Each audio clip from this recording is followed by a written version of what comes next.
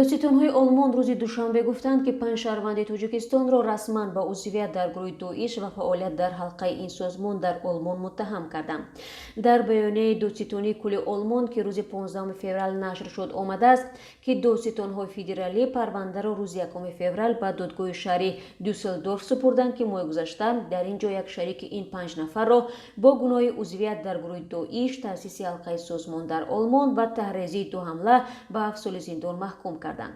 Бар асоси муқаррароти қонунии Олмон номи муттаҳамонро пурра ошкор накарданд ва аз онҳо Фаррочо К, Муҳаммадӣ Г, Сунатулло К, Азизҷон Б ва Комрон Б ном бурданд. доститонҳо мегӯянд, ки Азизҷон Б шабакаҳои тарғиботии ақидаҳои ДОИШ бо забони русиву тоҷикиро таъсис дода барои ин созмон пул ҷамъ мекардааст. ба қавли доститонҳо, ин ҷавон ҳамчунин шахсан дар ҷалбу ҷазби аъзо ба ДОИШ ва боз кардани роҳ барои таъсиси ҳалқаи созмон дар соли 2019 кӯмак кардааст. ба гуфтаи доститонҳо, ҳадафи ин гурӯҳ, ки бо раҳбарони ДОИШ дар Сурия ва Хуросон иртибот доштааст, анҷоми ҳамла дар Олмон мебошад. Азизҷон Б ҳамчунин ба он муттаҳам мешавад, ки бо аъзои ҳалқаи Хуросони гурӯҳи ба номи Давлати Исломӣ пул мефиристод ва барои тарғиби ақидаҳои ифротии ин созмон замимаҳо ба забони тоҷикӣ сохтааст.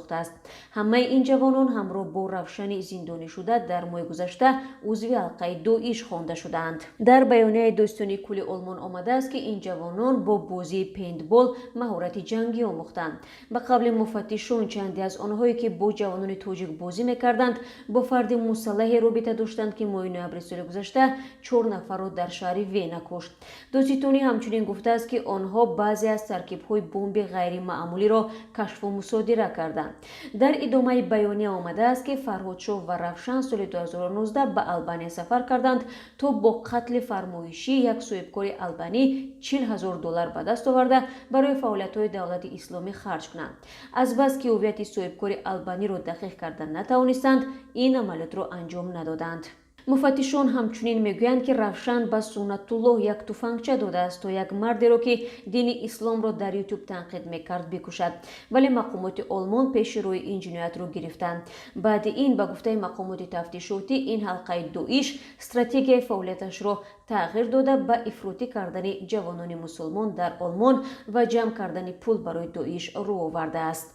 соҳибназар Ғайратшоҳ, сафири Тоҷикистон дар Олмон, дар посухи катбие дар робита ба парвандаҳои шаҳрвандони кишвар ба Радиоозодӣ гуфт, ки онҳо аз соли 2019 ин қазияро дар мадди назар доранд.